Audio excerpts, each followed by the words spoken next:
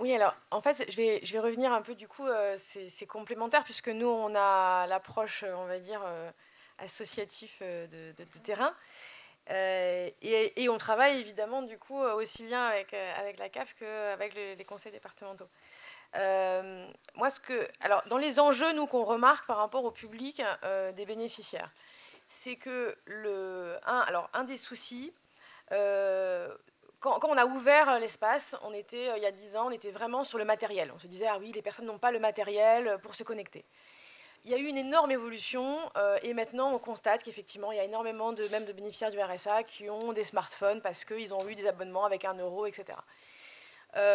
Et souvent il y a au moins un ordinateur à la maison parce que les enfants. Bon. Donc le problème n'est plus à mon sens, le problème principal n'est plus à mon sens l'accès au matériel informatique, mais est vraiment l'usage. Et vous le disiez, c'est pas parce qu'on a un téléphone qu'on sait s'en servir. Et c'est pas parce qu'on sait aller sur Internet qu'on sait chercher les sites pertinents. Et nous, on repère vraiment un besoin d'accompagnement de ces personnes. C'est-à-dire que pour moi, l'enjeu, c'est soit on considère que, vous disiez, 15 à 20% des personnes vont être durablement exclues, et on met en place, effectivement, dans toutes les structures, des guichets où on va faire à leur place, comme on pouvait avoir des écrivains publics qui tiennent le stylo et qui remplissent les cases, hein, on est un peu ça. Soit on se dit, évidemment, il faut ça pour accompagner dans un premier temps, mais l'objectif, c'est de rendre les personnes autonomes et ne pas renforcer. Et moi, je pense que l'enjeu, c'est que le numérique ne renforce pas l'assistanat. Il faut absolument mettre en place des actions pour que les personnes deviennent autonomes. Vous le disiez très justement, la personne, à partir du moment où elle arrive sur une borne, on va dire, hein, de libre accès dans des structures, que ce soit à Pôle emploi, à la CAF, et qu'elle a quelqu'un, un service civique tout à fait volontaire, sa première réaction, ça va être de lui dire, ah mais alors attendez, faites donc et je vous donne les renseignements. Ce qui pose un deuxième souci, qui est un souci de confidentialité. Ce qui est quand même un principe dans l'action sociale qui est très fort, et pour cause. Moi, ça m'inquiète un peu quand je vois dans des structures, là on parle de la Poste par exemple, mais ça peut être aussi dans des structures et centres sociaux qui à un moment donné, ont des guichets en libre accès, où c'est des fois la secrétaire d'accueil, des fois c'est un service civique, des fois c'est un contrat aidé. En tout cas, souvent, c'est pas des travailleurs sociaux, c'est pas des personnes qui ont été formées pour. Et ça se fait dans des halls, dans des espaces libres, et où on va dire, mais alors monsieur, alors dites-moi, quels sont vos revenus, votre situation sociale, enfin, des choses qui sont extrêmement confidentielles, et avec un risque pour moi quand même majeur là-dessus. Donc si on veut que la personne, comme vous disiez, que l'information, elle puisse se l'approprier, c'est son information, elle doit en être responsable, elle doit avoir le code, le mot de passe pour y accéder. Ça paraît anodin, hein, mais souvent, qu'est-ce qui se passe dans des accès? C'est que la personne vient et on lui dit, ah oui, mais il faut que vous ayez un code. Donc on va vous créer un code. Bon. Alors attendez, je vais vous le créer. Hein. Votre code, c'est... bon. Vous le notez sur un papier? Oui, oui. Bon. Évidemment qu'une semaine après, elle ne sait plus du tout où est son code. Donc, vous voyez, ça pose...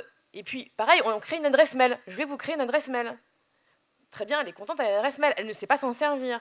Sauf qu'à partir du moment où elle a déclaré une adresse mail sur ces sites-là, on va lui envoyer des documents, Pôle emploi, la CAF, d'insertion, extrêmement importants, qui peuvent du coup après entraîner la rupture de ses droits.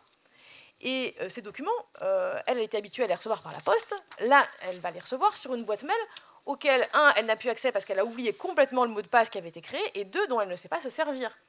Donc, à un moment donné, moi, ce qui me semble, voilà, pour être sur les enjeux principaux que nous, on constate, c'est qu'on pense que il faut absolument, et on est un peu inquiet sur le manque de moyens, hein, puisque nous, on avait un peu de financement, la région, pour l'instant, est en train de revoir ses politiques, et en tout cas, ni Pôle emploi, ni la CAF, ni l'ensemble des services publics qui ont dématérialisé n'ont mis concrètement d'argent sur ces actions de formation et d'accompagnement des publics. Et quand je parle de formation, il ne suffit pas de mettre la personne devant un ordinateur avec un casque. On est sur des personnes fragiles, on est sur des personnes qui sont souvent illettrées, avec des problématiques linguistiques, qui ont peur de toucher l'ordinateur des fois que ça explose. Vous voyez, on n'est pas sur une formation Excel où on vous met avec un casque et il suffit d'eux, quoi. Hein, voilà. Donc, ça nécessite un accompagnement particulier. Nous, ça fait 10 ans qu'on travaille là-dessus et on voit bien qu'on a développé des méthodologies spécifiques pour ces publics, où on est dans du collectif, où on fait d'abord des expériences ensemble, puis après en individuel, où les personnes peuvent revenir après la formation en disant « Ah, mais j'ai oublié ». Parce qu'évidemment, vous avez sûrement suivi des formations informatiques. Je suis sûre que 15 jours après, vous aviez oublié la moitié. Donc, il faut que ça soit un accompagnement un peu au long de cours et pas simplement voilà, la formation Excel, Word ou autre, quoi. Voilà, donc ça, je pense que c'est ce qu'on essaye de faire, nous, dans nos espaces. Et on voit bien que c'est parce que les personnes ont été formées qu'ensuite elles reviennent sur l'accès libre. Donc ça crée une mobilisation. C'est-à-dire qu'après elles disent « Ah oui, mais je reviens parce que comme vous m'aviez expliqué comment faire, je préfère le faire ici parce que comme ça, si jamais j'ai une question, je pourrais vous poser la question. » Vous voyez, voilà, ça les conforte et ça les aide sur la durée. Mais en tout cas, après, on est sur l'autonomie. Et là, après, effectivement, une fois que les personnes maîtrisent même à minima, elles découvrent l'ensemble des possibilités. Et là, je suis entièrement d'accord, le numérique, et nous on en est persuadés, ouvre un champ des possibles pour ces personnes, notamment d'accès à l'information, auquel elles n'avaient pas auparavant. Et ça, c'est le deuxième point sur lequel il nous semble important de travailler, c'est ce que ça amène aussi comme changement dans le travail social, notamment sur le fait que finalement maintenant les publics peuvent avoir les mêmes informations que les travailleurs sociaux, voire parfois plus, et qu'on est dans un rapport qui est en train de s'inverser, comme à l'école, où le professeur savait, puis d'un coup il y a l'élève qui dit « Ah oui, mais je viens de regarder sur Wikipédia, ils disent qu'en fait vous êtes trompé dans le chiffre. » Bon. Sur le travail social, on va voir arriver ça, c'est-à-dire des personnes qui arrivent en disant « Voilà, moi j'ai vu sur Internet que j'ai le droit à ça.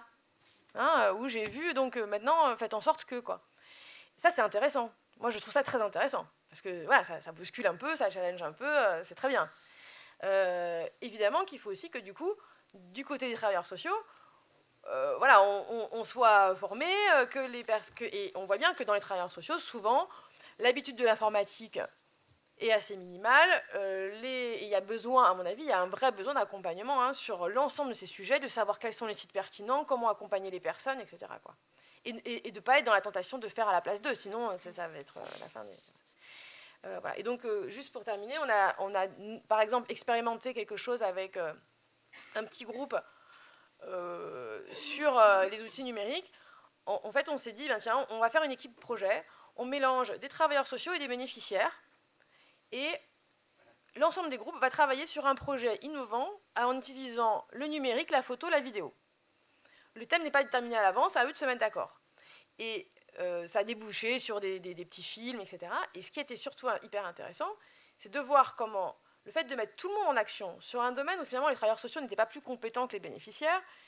Des fois, il y avait des jeunes qui leur disaient « Non, Facebook, je vais te montrer, ça marche comme ça. » Enfin voilà, on n'était pas sur un rapport de sachant par rapport à celui qui ne sait pas.